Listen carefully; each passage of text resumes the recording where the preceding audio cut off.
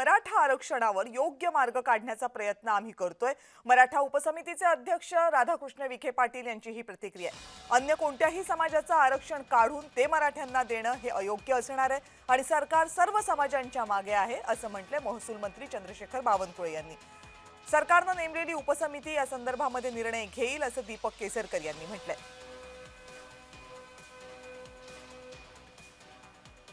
देवेंद्र फडणवीसच्या सरकारने आमच्या सरकारने ईडब्ल्यूएसचे 10% आरक्षण आणि सोबतच सारथी सारख्या योजना ज्यातनं मराठा समाजाला प्रचंड मजबूती देण्याचं काम आज या महाराष्ट्रामध्ये होतं आहे। म्हणजे देशामध्ये सर्वात जास्त ईडब्ल्यूएस मध्ये आज महाराष्ट्राला फायदा झाला आहे।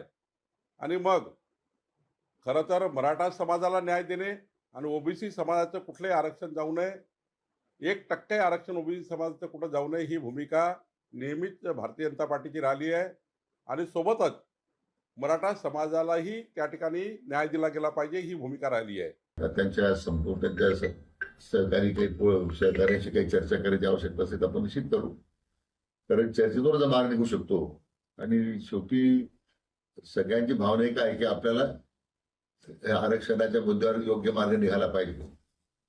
म्हणून जसं त्यांचा निरोप येईल किंवा त्यांची चर्चेची तयारी आहे, आमची चर्चेची तयारी आहे, दोन्ही बाजूनी एक सकारात्मक प्रतिसाद मिळतो। मला वाटतं निश्चितपणे चांगला मार्ग निघेल अशी अपेक्षा आहे। कागदपत्राची पूर्तता होण्याच्या दृष्टीने आपल्याला माहिती आहे की निजामकालीन जे कागदपत्र आहे त्याचं सगळ्यांचं भाषांतर करून ते उपलब्ध करून दिलेलं आहे आणि त्याच्यामुळे कुणबी ह्याच्यामध्ये जे लोक येत होती त्यांना आता सहजासहजी त्यांची कागदपत्र उपलब्ध आहेत आणि त्यांना ते दाखले सुद्धा मिळू शकतात। फक्त सगळे सोयरे या संदर्भातच त्यांचा जो आग्रह आहे त्या संदर्भात समिती निर्णय घेईल याची आम्हाला खात्री आहे।